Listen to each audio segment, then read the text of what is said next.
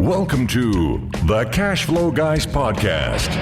Join Tyler and his team as they unlock the secrets to achieving financial independence through wealth-building strategies inspired by Robert Kiyosaki and other thought-provoking leaders. Learn to build leveraged streams of cash flow that land in your pocket and improve your quality of life. Gain access to cutting-edge ideas that will increase your productivity and streamline your success. Find out how to supercharge your retirement plan so you won't have to retire with a pay cut. You can escape the rat race. Are you ready? It's time to Learn to Earn with Tyler Sheff.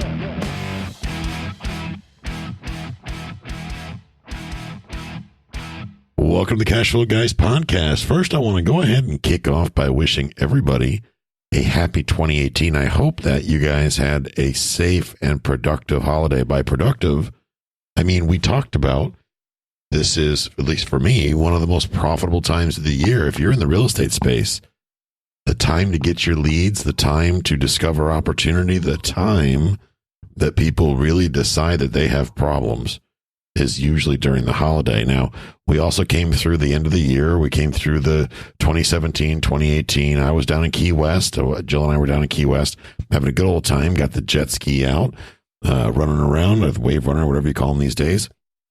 The weather was gorgeous. Some of you listening to this probably hate me right now because it was snowing wherever you are, whatever.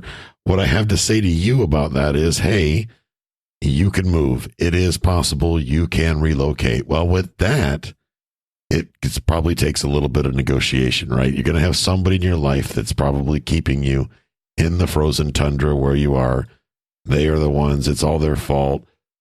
Maybe that's because you feel that way because you're not as effective as a negotiator as you may think you are or want to be. And that's going to be the topic of this week's episode. I want to talk about, number one, why negotiation is painful and what can be done about it. Okay, why negotiation is painful and what can be done about it. I think this is a very important topic. I haven't addressed this in as far as a specific episode yet in all 100 and some odd episodes we're at. I can't believe, by the way, that we're already at episode 111.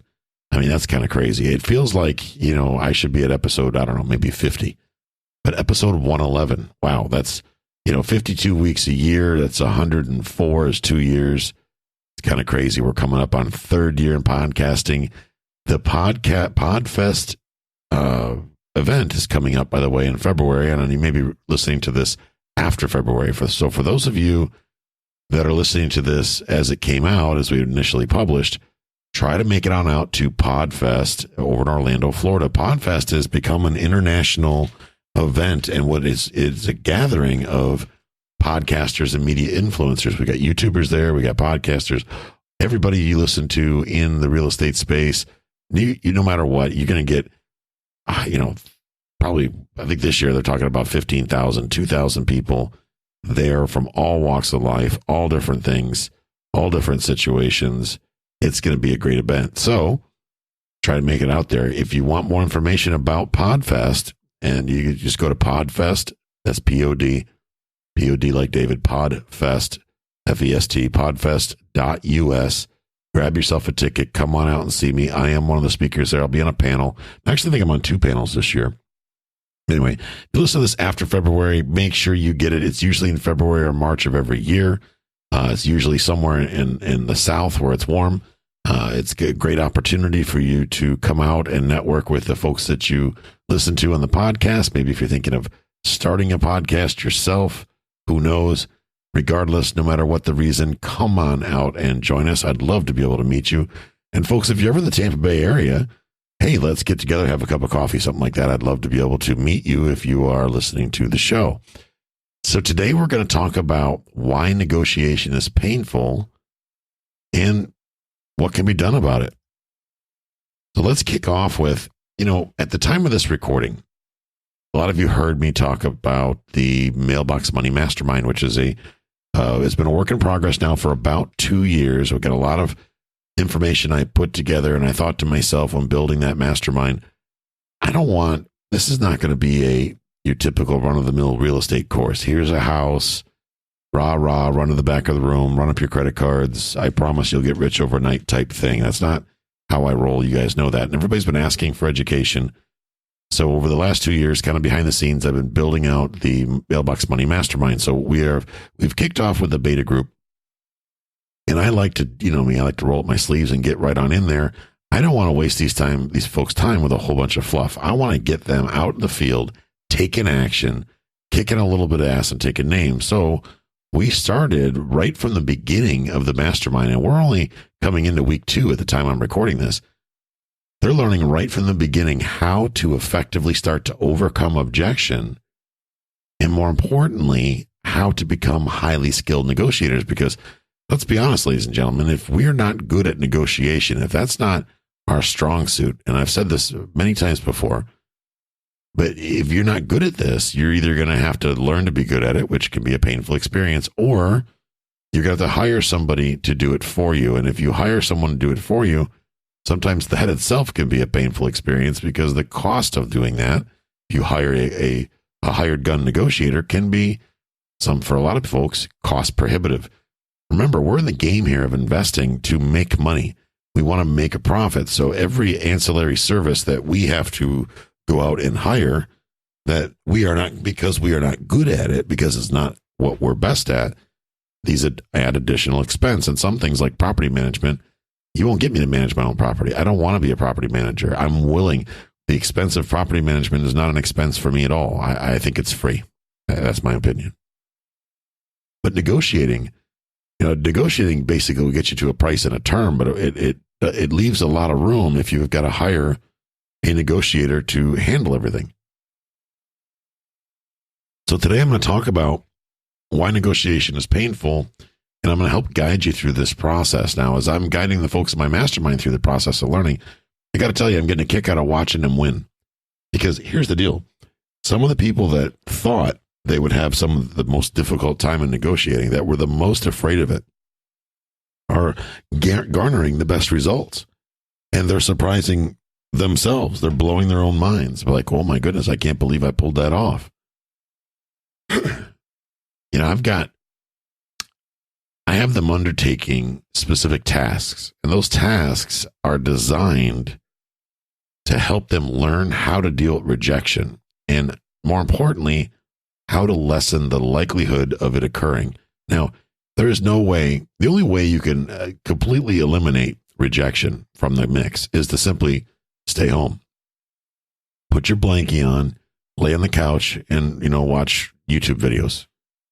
That's the only way you're going to avoid rejection, is to just sit home and do nothing, right? Stare at the wall, hope to gosh that your employer doesn't fire you, and hope to God that the government somehow pulls their head out of the and has enough money to support you for the rest of your life. Or maybe mom and dad's basement is still open, who knows? But if that's not what you want to do, then you're going to have to get out there and fail forward, fail fast. Here's what I've discovered is a lot of sales trainers, they sell scripts. And folks have asked me for scripts. Hey, Tyler, can we have your script? Those things that are there to tell you what you're supposed to say to, quote unquote, get the sale. I don't believe in scripts. I've never been a big believer in scripts. I have them. I've used them to help train employees sometimes, or vendors that work for us, or at least to give them a general idea of what the tone of how we want things done. But we don't expect them to use them word by word or verbatim. And unfortunately, a lot of the sales training programs you get, the people wind up reading off the script. And ladies and gentlemen, I can tell when you're reading. I mean, you could call me all you want, but I can almost hear the pages turning, right? I hear what's going on in the background. I can hear you thinking about, what's that word say, or did that sentence make sense? Because half the time, maybe these people didn't even read the script before they pick up the phone to call. Bottom line is, I'm not a fan of the scripts. So I'm going to ask you to try to learn how to get better at negotiating without having to throw scripts in there. Now, a lot of these sales trainers, they use techniques such as NLP, which NLP stands for Neuro Linguistic Programming. And they use that to help trick people into buying whatever happens to be for sale. And I use the word trick loosely. It's just, I don't mean that. I'm saying it tongue in cheek. I don't mean it to be that they're being malicious or they're trying to scam people. That's not it. but neurolinguistic programming includes embedded commands and things like that, ways to get people to do things that they may not normally do under most circumstances.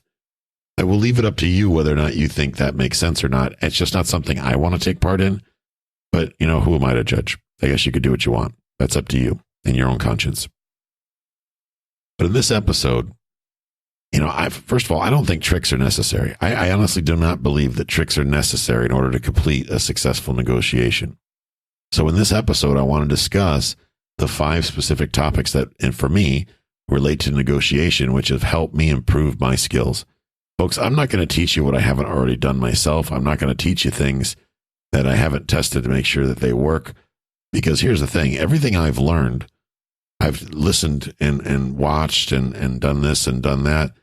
But I've found that, a lot of times if I don't take the action and actually give it a shot, well, it's never going to work, number one. But I got to get out there and exercise it. You got to get out there and play with it, right? You got to get out there and put these things to use because you can't say they don't work if you really didn't try them. That said, some of the stuff that other people say work for them may not necessarily work for me. So that's why I say to people, go out there, give it a shot. If it doesn't work for you, then maybe twist it, tweak it a little bit to make it feel comfortable for you so that it works. Saying what Tyler says isn't going to work for every person. I think any reasonable person would realize that. You have to craft things to where it makes sense to you. That's going to give you confidence. And confidence is actually the first thing I want to talk about. The more confident you are, obviously, the more effective you can be in negotiations, right? And a lot of people say, well, yeah, absolutely, of course. Well, I beg to differ. I'm going to go ahead and throw out my favorite phrase, it depends, because it absolutely does depend. Often, confidence is faked or overstated. I find that more and more every day. People feel, oh, I've got this covered, the gym rat mentality. I can handle that weight, no problem. Next thing you know, they're walking like an old person with a crane or with a cane. We pretend that we're more confident than we really are. And that often leads to a train wreck negotiating experience. Being overconfident also, folks, can backfire in an instant by simply doing nothing else but alienating the other party. Just alienating the other party, not even realizing it. You think that you're there. You're using this fake confidence as a protection method. But at the end of the day, you're making the other party unnecessarily uncomfortable. And then things don't necessarily go the way you wanted them to go. And that's not going to work out well for you, okay? So if the other person is turned off, offended, and let's be honest, we live in a society where people get offended about everything now, right? I mean, we are surrounded by a bunch of easily offended folks. There's no doubt about that. I think everybody here would agree with that. Bottom line is every negotiation must end in a win-win scenario. So let me ask you, riddle me this. How can you be overbearing, overconfident, domineering, and have a win-win? Well, the answer is you can't. You cannot. So going back to the original statement, tying back to the more confident you are, the more effective you can be in negotiations.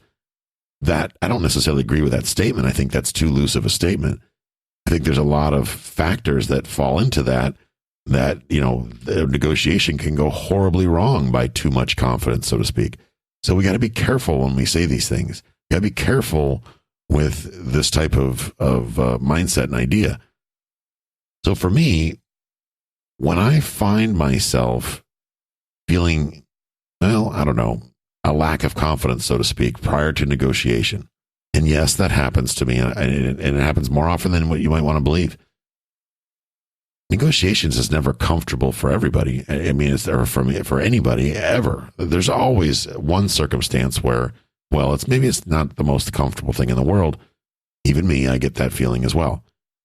I first take a minute to kind of de-rationalize the reasons for my lack of confidence. And by that, I mean, I know I just made up that word de-rationalize, but riddle me this. I have a inward conversation with myself where I spell out the specific things that will go wrong. And you're probably thinking, well, how does that work, Tyler? Well, let me ask you, have you ever had an inward conversation with yourself, talking to yourself, kind of inside, not saying anything? and then go through both sides of the process, right? What's the worst that can happen, right? What's the worst that can happen? Well, somebody may wonder why your eyes are rolling around your head, right? But during this time, I spell out the specific things that I think will go wrong. Now, with that said, I do not spend a whole lot of time doing this. I don't spend hours and hours and hours in deliberations trying to figure out trying to predict what's going to happen. Because number one, I'm going to be wrong, and we'll get into predictions in a minute, or assumptions rather. But I will take a couple of things that I'm pretty convinced will happen, and I try to prove myself wrong. I unwind those thoughts, so I go to a neutral place.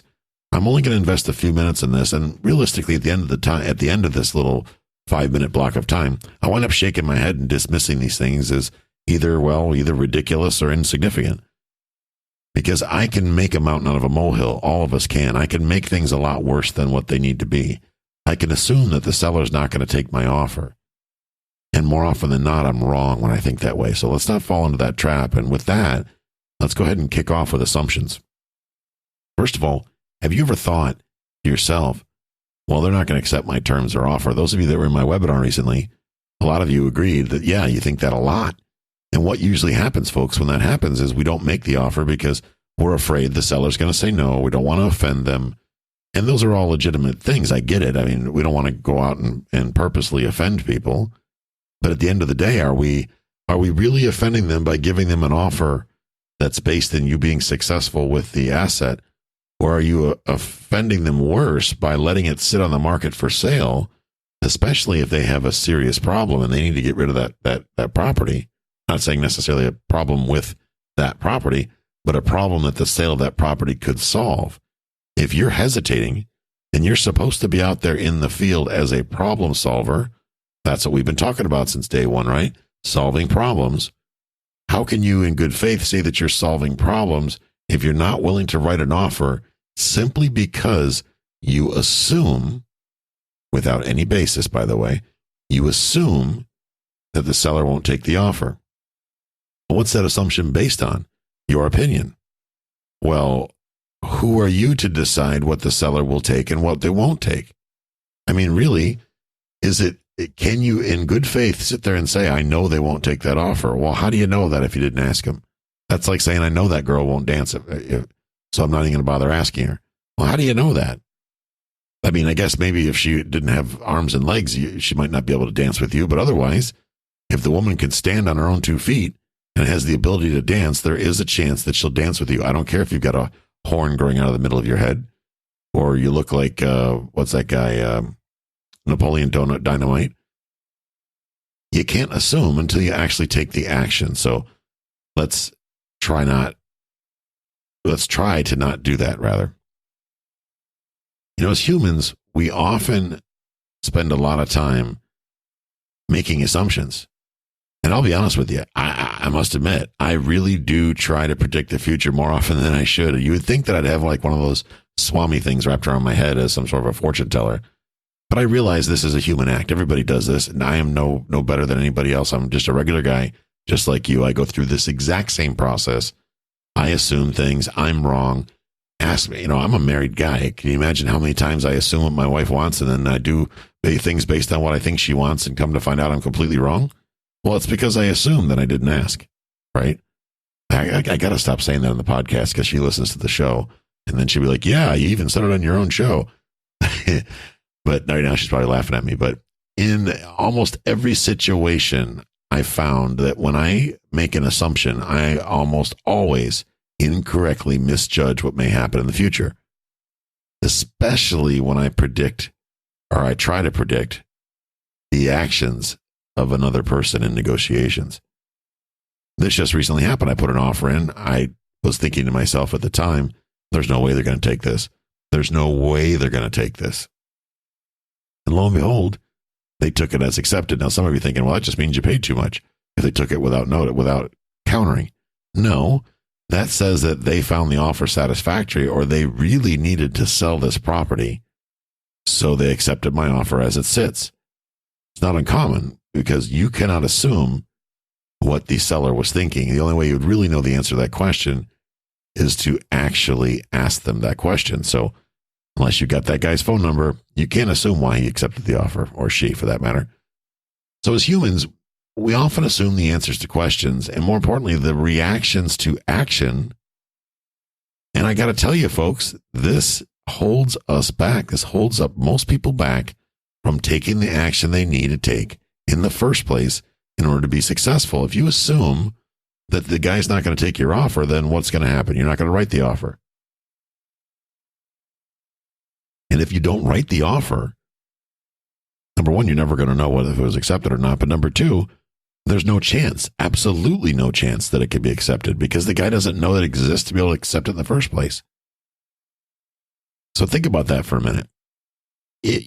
Henry Ford, I think, said, if you think you'll succeed, you will. If you think you won't, you won't. It's true. It's absolutely true. If you, because of the next step after that, well, they're never going to take this offer. That means you're never going to deliver it. You're never going to pitch it because you're already convinced that it's not going to happen. She'll never dance with me. Yeah, well, don't do that. Send the offer in anyway. What's the worst that could happen? They could say no. Oh, goodness. Statistically speaking, folks, assumptions without a basis in specific factual research are almost always incorrect. I'm going to say it again. Assumptions without a basis in specific factual research are almost always incorrect.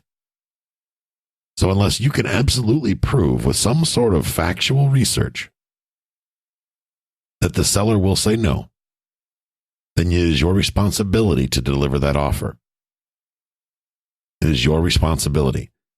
Knowing that we cannot predict the future accurately, why do we even try? This is what I don't understand. Why do we try to predict the future? We can't. So just make the darn offer, okay? Instead of making assumptions, investors need to ask specific questions that are going to result in a sharing of information.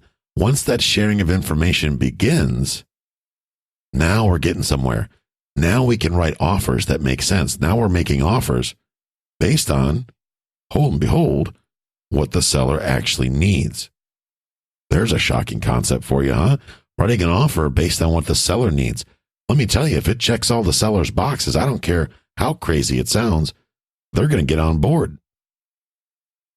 And if those answers that they give you, if you don't fully understand them, ask more questions. Further questions are going to help you achieve a full understanding. Negotiations, making assumptions can often lead to you overpaying for an investment. Or worse, causing the other side to lose interest altogether, and then maybe even discontinuing the negotiations. How about that? That's where, those things you dread, like you're going to get thrown out of the property. Well, I guess that could happen if you make an assumption. But if you politely ask questions tailored to their needs, most people will tell you why you're selling it. Some people may say, none of your damn business. And when they say that, you should act surprised because most people don't like to be like that. Some people are doing that as a defense mechanism. Why are you selling such a beautiful property? Pete Fortunato taught me that. And let's say they turn around and go, none of your damn business. Act shocked and hurt.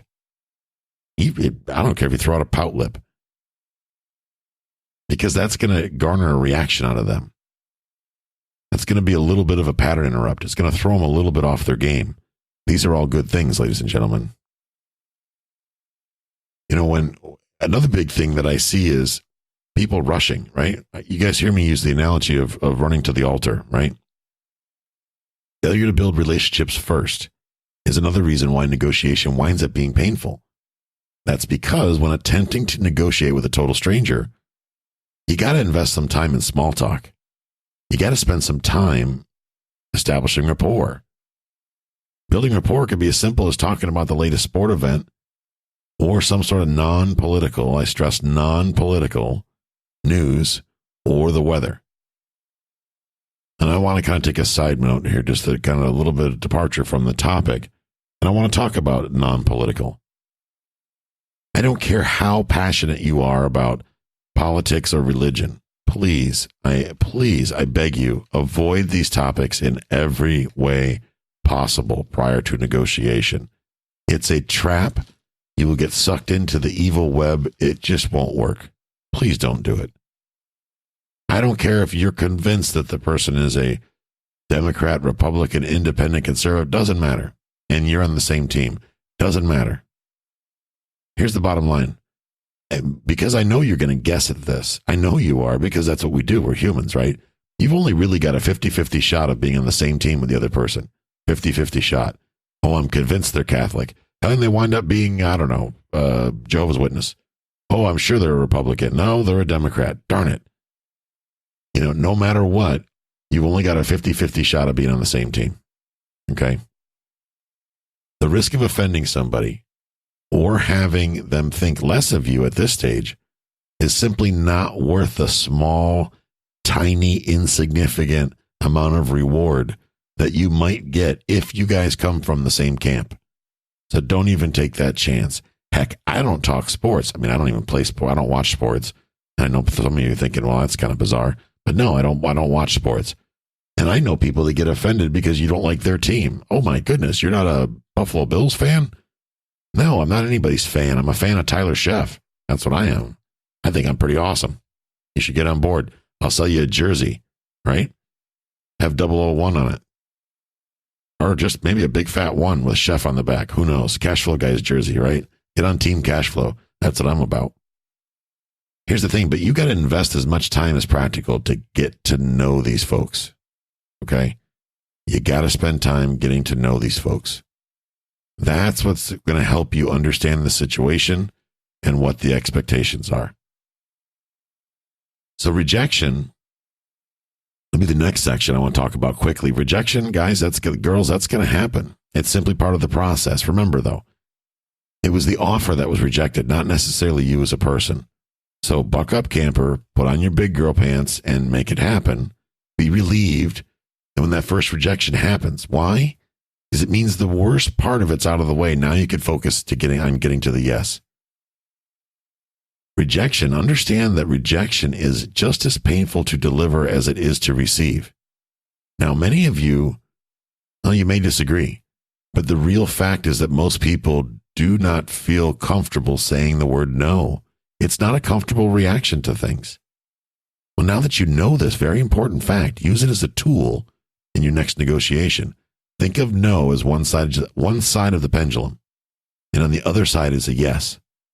So if a negotiation begins with a no, well, naturally it can swing right over to the yes side as long as you're focused on the other party's needs. So get focused on those needs. Lastly, my number one pet peeve, probably the reason why I have a podcast, because nobody can interrupt me. Talking too much. Keep your mouth shut unless you're asking questions. I have a meme, those of you who are Facebook friends with me, I have a meme on my Facebook that I put out every once in a while, and I put it on my personal profile, and it says, "I'm sorry I slapped you, but I did not think you would ever stop talking, and I panicked." I love that saying, I really do. I admit that sometimes, okay, maybe often, I imagine myself saying that to several people that I know. Now, you might be amazed how many times I have overheard what would have been a great negotiation be absolutely destroyed by someone who cannot simply shut up.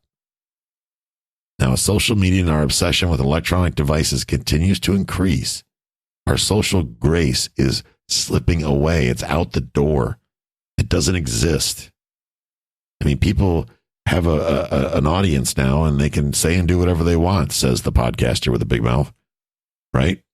That's me. The bottom line is, folks, when you arrive at the moment of agreement, shake hands if you're face-to-face, which you always should try to be. Acknowledge agreement somehow. Shake your head, nod, thank you, it's great, looking forward to it, whatever, and get the sale closed. Get the contract signed. Stroke the down payment check, the deposit check, whatever you want to call it, your municipality, your area. But don't get caught up in going on overboard to ask for even more after the agreement has been made. Or worse, making it look like you got over. Save the happy dance for when you get home, okay? Now, such tactics often tend to upset or even anger the other party and will quickly unwind what otherwise would have been a great negotiation. So, folks, Okay, you got the negotiation, you got what you wanted, now leave it be. Now wind it down. Okay, you've reeled the fish in the boat. Now there's no reason to throw the fish back in the water and fight him some more. Keep your mouth shut. Acknowledge the agreement. Solidify the deal. That means writing a deposit check or writing an offer or just getting the offer signed. Whatever. Get the commitment from the other party. Close the deal and move on. At the end of the day, folks, the bottom line is we want to make sure that we're always providing value. If we're providing value, that means we're asking good questions and we're listening for the good answers. And if we don't understand the answers, if the answers are not the ones that we grasp or not necessarily what we want to hear, then we maybe need to reframe or rephrase the question so that we can get to the true understanding of why they're selling, why are they investing, what are they going to do with the money, what are their expectations, what do they want. I can go on and on and on. But take the time to listen to these people that you're going to be dealing with. And if you take the time to listen to these people, I assure you, you will have many, many successful negotiations. Ladies and gentlemen, I appreciate you spending time with me this week. I hope you got some value out of this. Actually, Larry Harbolt's going to be doing some training. He's been working on it for a while now on negotiations. I'm excited to see that. I'm probably going to put that in my book when I write my book. That's going to be a lot of what my book is about, probably, is negotiations. I'm going to be hopefully working on that this summer. So if you guys are interested in such a thing, let me know. But as always, if you have questions, drop us an email. Go to the website. You can fill out the form. Ask any question you want. Be happy to answer your questions. Go to cashflowguys.com and you'll see the form there. You can fill out, ask questions. You can email us directly, info at cashflowguys.com. That's info at cashflowguys.com. Hope you have a great week. Get out there and make some cash flow. Thank you for joining me. This concludes today's episode. You don't have to wait till the next episode to learn to earn.